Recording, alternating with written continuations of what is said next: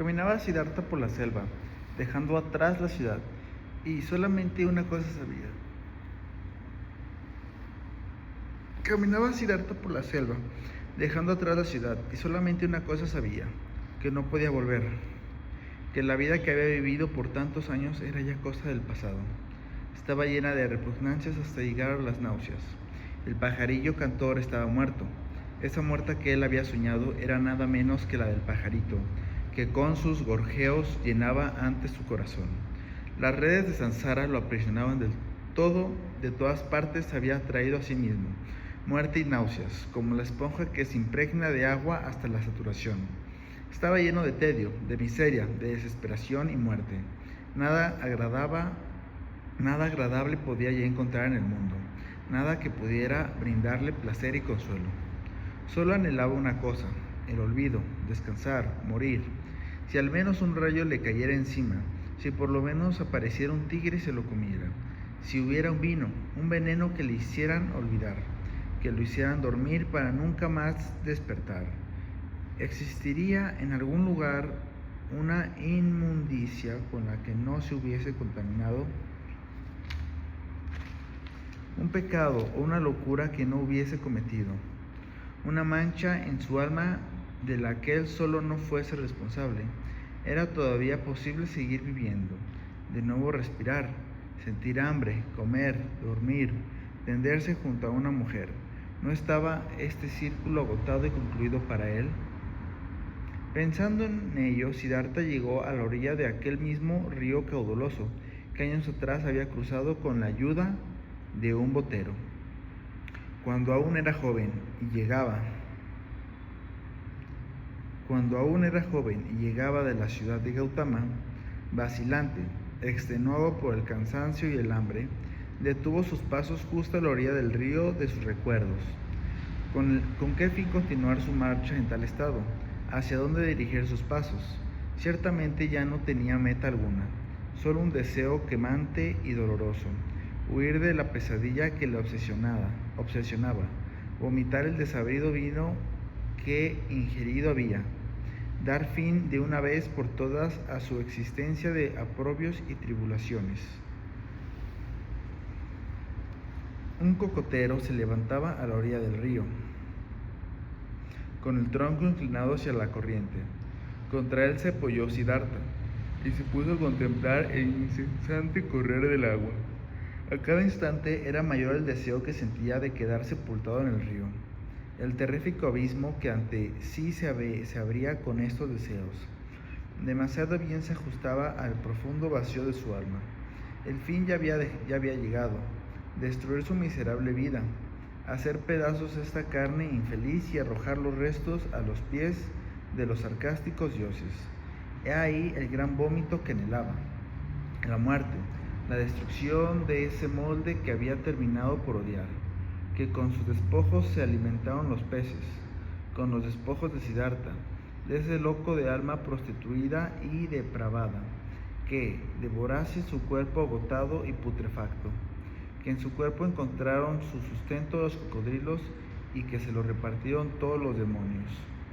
Miraba, con el rostro desencajado, la triste imagen que reflejaba el río. Asqueado, escupió.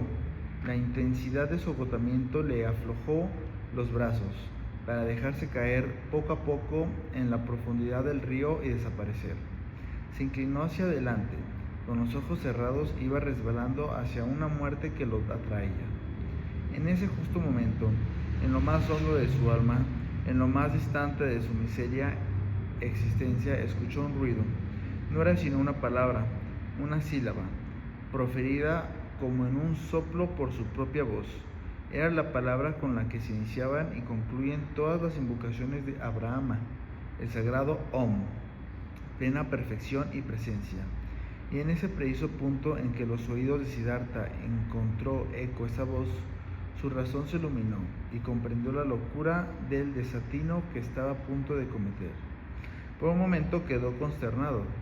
Hasta tal grado había llegado su extravío de buscar la muerte, que ha permitido que tal anhelo, en verdad infantil, se adentrara en su espíritu. Deshacerse del cuerpo para lograr el reposo. lo que las torturas de los últimos tiempos, los desencantos, los desalientos todos, no lograron alcanzar. Este instante único, la única palabra Om había sido suficiente para conseguir. Había tomado nuevamente conciencia de sí mismo. Habíase recuperado de su miseria y de su hierro.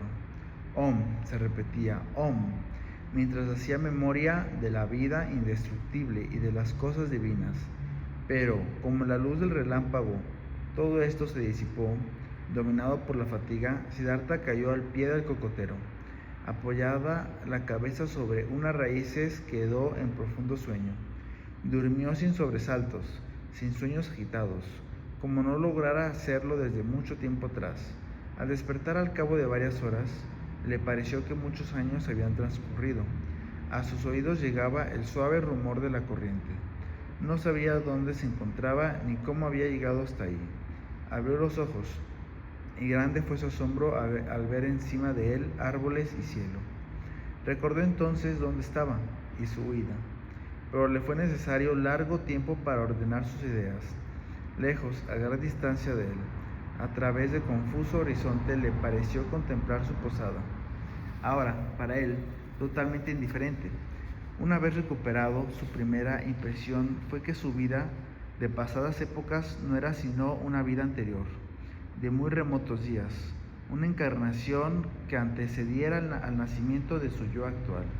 Solo recordaba que con el corazón inundado de asco y abrumado por el dolor, había querido arrojar su vida lejos de sí, como una basura, y que luego, habiendo recuperado sus sentidos, junto a la orilla de un río, habíase dormido recostado contra un cocotero, con la palabra Om en los labios. Ahora, ya despierto, se sentía un hombre distinto y veía al mundo con colores del todo nuevos. Dulcemente moduló la palabra santa, al conjuro de la cual cayera en profundo sueño, y tuvo la sensación de que todo su largo dormir no había sido más que una meditación, una asimilación, una fusión de todo su ser con lo que no se puede nombrar, con lo perfecto. Sueño maravilloso había sido el suyo. Jamás sueño alguno le había brindado tanto descanso, tanta frescura, tanta vida nueva. ¿Estaría muerto acaso? ¿Había acaso desaparecido de la tierra para nacer de nuevo en ella, bajo otra forma? Mas no, bien se conocía a Siddhartha, bien conocía sus manos, sus pies, el lugar en donde había reposado. Conocía bien, sobre todo, a ese yo oculto en su pecho, a ese Siddhartha voluntarioso y excéntrico, solo que ahora era un Siddhartha transmutado, singularmente renovado, ágil y despejado, lleno de alegría y entusiasmo. Se levantó Siddhartha y vio entonces frente a él a un hombre, un extranjero cubierto con la amarilla túnica de los monjes, afeitada la cabeza y sumido en honda meditación. Se fijó en este hombre carente de barba y de pelo, y de inmediato reconoció en él a su amigo de la juventud, a Govinda, aquel que buscara refugio en el sublime Buda. Govinda, también aventajado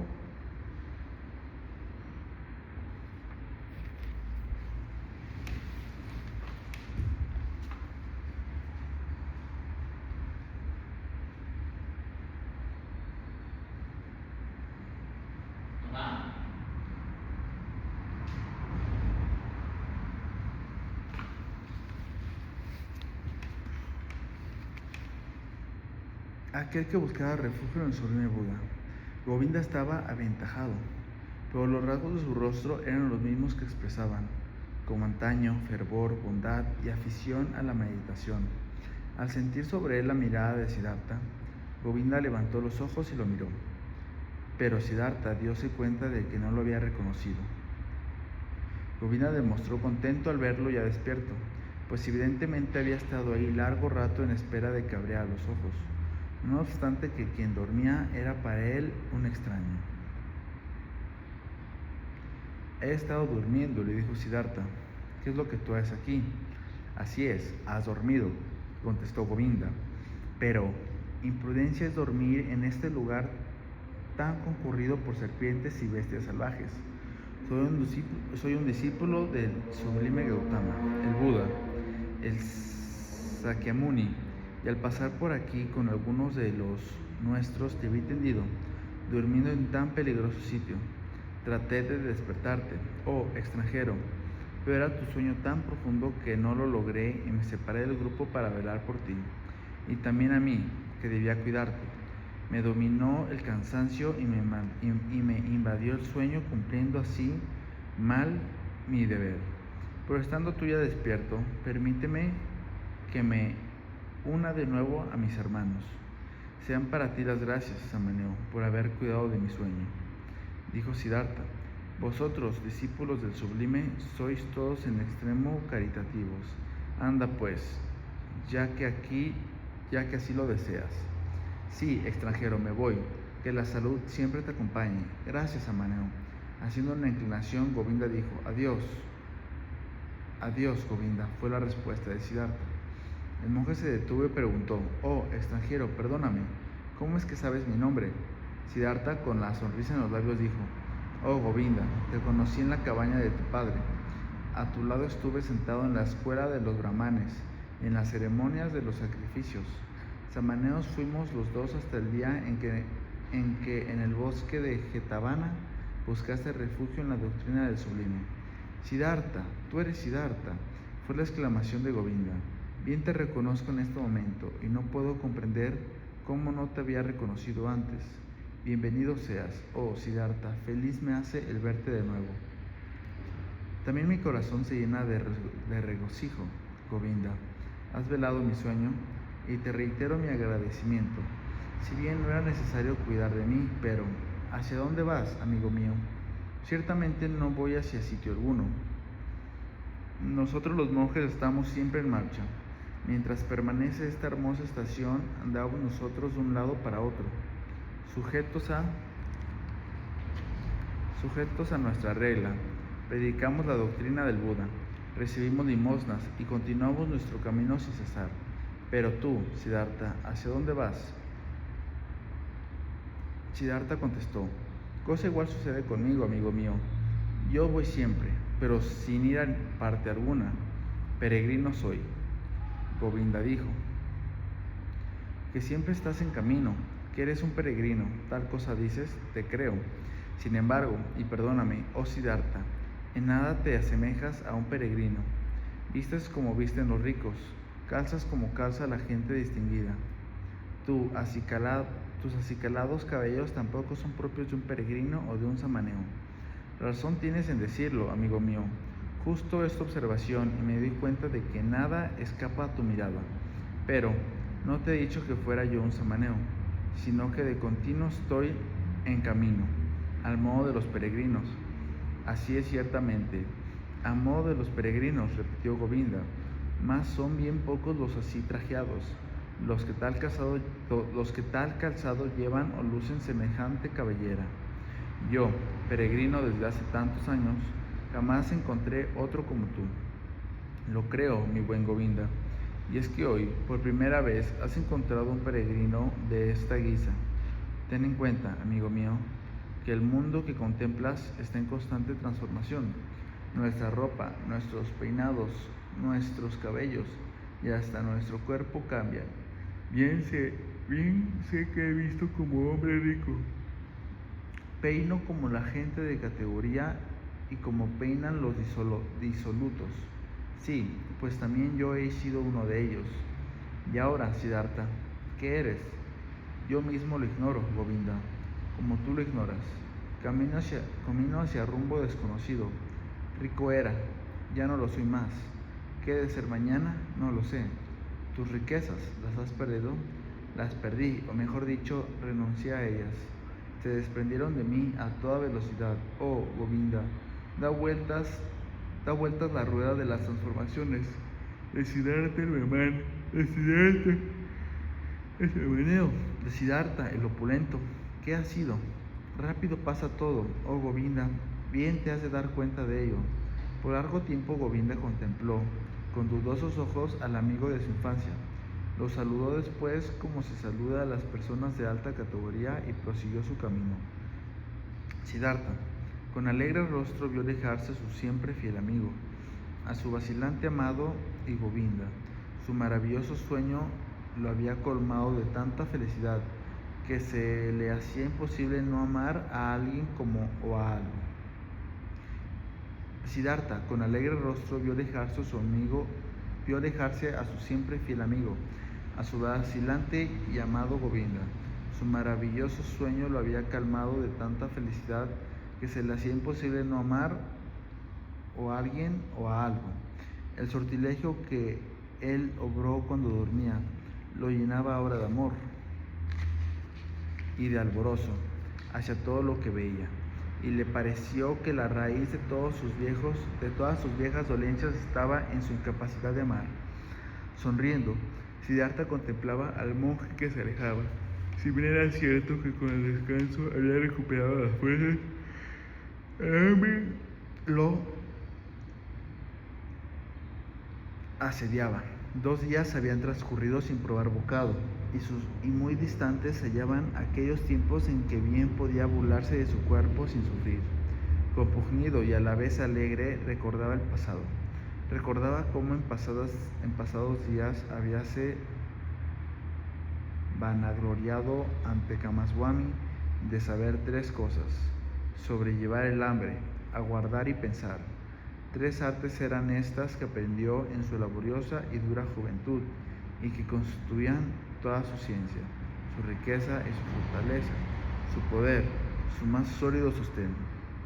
En el momento presente, las 3 artes se habían desligado de él. Ni ayunar, ni esperar, ni pensar le era ya posible. Las inmoló en aras de lo más aquieto y fugaz: la concupiscencia, el bienestar, la riqueza. Señalado destino el suyo. Apenas y ahora le parecía que finalmente se convertía en un hombre. Cavilaba Siddhartha acerca de su situación. De momento, pensar se le hacía difícil. Pocas ganas tenía por otra parte de hacerlo, pero se obligó a ello. Todas estas cosas marchitables se han desprendido de mí una vez más. Heme aquí, solo, bajo el sol, como cuando era un niño. Nada tengo, nada sé, de nada soy capaz, ya que nada es lo que he aprendido. Extraña situación la mía. Joven ya no soy. Escanecen mis cabellos y menguan mis fuerzas. Sin embargo, debo comenzar de nuevo, como cuando era pequeño. Tal consideración le hizo sonreír. Era en verdad singular su destino. Había retrocedido sobre sus pasos en vez de avanzar. Una vez más se encontraba solo en el mundo, vacía las manos sin nada. Empero, no sentía por ello pesar. Al contrario, más bien se sentía impulsado a reírse de su condición, a reírse de sí mismo y del mundo entero, tan insensato, tan extravagante. Vamos, se dijo, me deslizo hacia el fin, y al decir tal, su mirada se posó sobre el río. Este también se deslizaba hacia abajo.